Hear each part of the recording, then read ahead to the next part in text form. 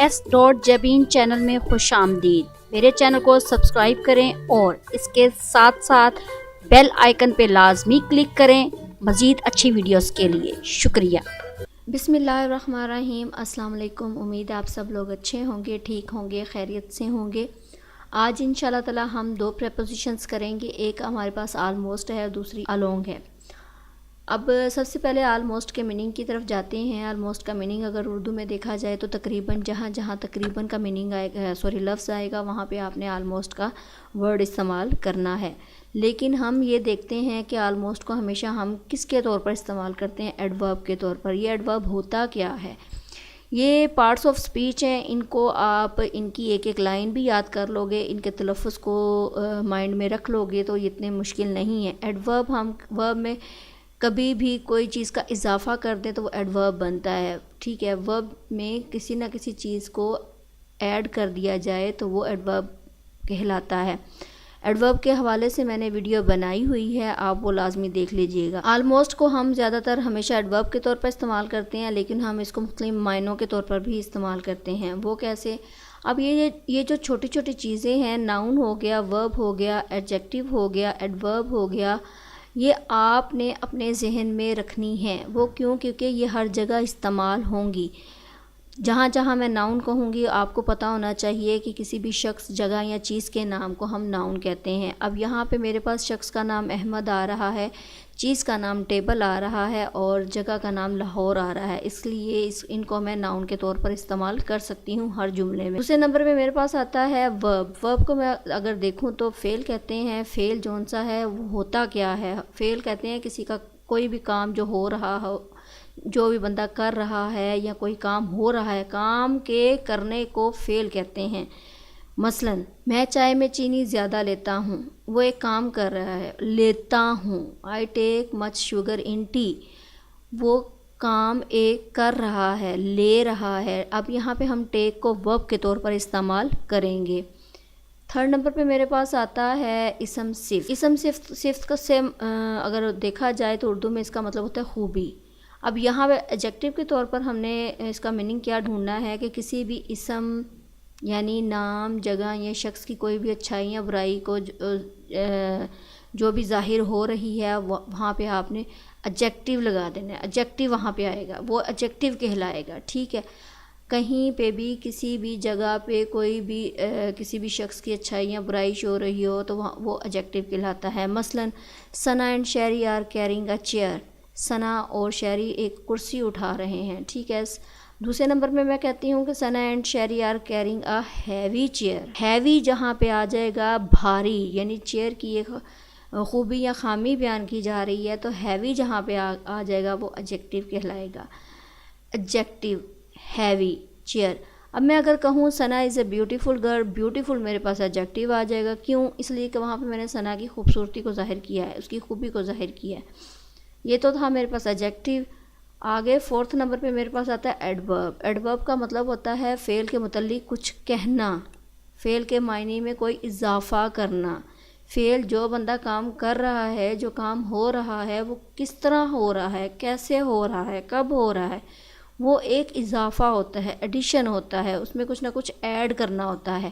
شہری از واکنگ، شہری چل رہا ہے، شہری از واکنگ کوئکلی، شہری تیزی سے چل رہا ہے۔ اب یہ جو کوئکلی ہے، یہ جو لی ہے، یہ ہمارے پاس کیا ہے؟ ایڈورب کے طور پر استعمال ہوا ہے۔ یہ تو 4 پوائنٹ تھے، یہ آپ نے ذہن میں لازمی رکھنے ہیں۔ کیوں؟ کیونکہ یہ آگے ٹینسز میں بھی استعمال ہونے ہیں۔ جہاں جہاں ایڈورب آ جائے گا، ایڈجیکٹو آ جائے گا، پروناؤن آئے گا، کنجنکشن آئے گا، یہ سارا کچھ آگے استعمال ہونا ہے۔ پلیز اس کو بار بار آپ نوٹ ڈاؤن کیجئے گا۔ آلموسٹ کی ایگزامپلس دیکھتے ہیں کہ آلموسٹ میں ہمارے پاس کون کون سے اردو کے ورڈز آئیں گے کہ ہمیں آلموسٹ لگانا پڑے گا۔ پہلا استعمال یہ ہے کہ تقریباً، کم و بیش، اندازاً، عملی طور، واقعی، فی الحقیقت، جہاں جہاں پہ یہ ورڈز آئیں گے وہاں پہ آپ نے آلموسٹ لگانا ہے۔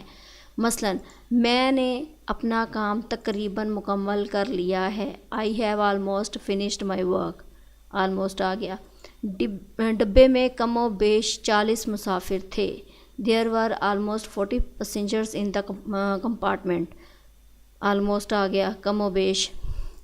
مقرر نے اصل موضوع کے بارے میں عملی طور پر کچھ بھی نہ کہا. عملی طور پر آ گیا. The speaker said almost nothing about the real topic. ٹھیک ہے, almost آ گیا. کھیل کے میدان میں فی الحقیقت کوئی بھی نہ تھا. almost none was present in the ground. almost آ گیا. یہاں پہ فی الحقیقت کا ورڈ آیا. نوٹڈ پوائنٹ ہمارے پاس کیا ہے؟ almost ہو گیا, hardly ہو گیا, scarcely ہو گیا, narrowly ہو گیا. یہ سارے آپ کے پاس کیا ہیں؟ ایڈورب ہیں, اور انہیں ہم ناؤن, ورب, ایڈورب, ایڈجیکٹو کے ساتھ استعمال کر سکتے ہیں. ان سب کو ہم ان سب کے ساتھ استعمال کر سکتے ہیں, یہ یاد رکھیے گا. نیکسٹ پریپوزیشن دیکھتے ہیں کہ ہمارے پاس کیا ہے. سیکنڈ پریپوزیشن میرے پاس آتی ہے along کی. along کا مطلب اگر اردو میں دیکھا جائے تو ساتھ ہے. اگر اس کا استعمال دیکھیں تو ہمارے پاس آتا ہے ایک سرے سے دوسرے سرے, ادھر سے ادھر تک, قریب ہیں, کے متوازی, میں سے, کے ساتھ ساتھ, کے آس پاس, آگے ہی آگے, ساتھوں ساتھ, ساتھ مل کر, ساتھ وغیرہ. یہ سارے اس کے استعمالات ہیں. جہاں جہاں یہ ورڈز استعمال ہوں گے وہاں وہاں پہ آپ نے ایک ہی ورڈ کا استعمال کرنا ہے, اور وہ ہے along کا. ٹھیک ہے, مثالیں کیا ہیں ہمارے پاس؟ بھکاری گلی میں سے گزر رہا تھا. The beggar was walking along the street. along آ گیا. کیوں؟ کیونکہ یہاں پہ استعمال ہو رہا ہے میں سے. دوسرے نمبر پہ بات آتی ہے ابھی نرگس کے پھول ندی کے کنارے ادھر سے ادھر تک اگے ہوئے تھے.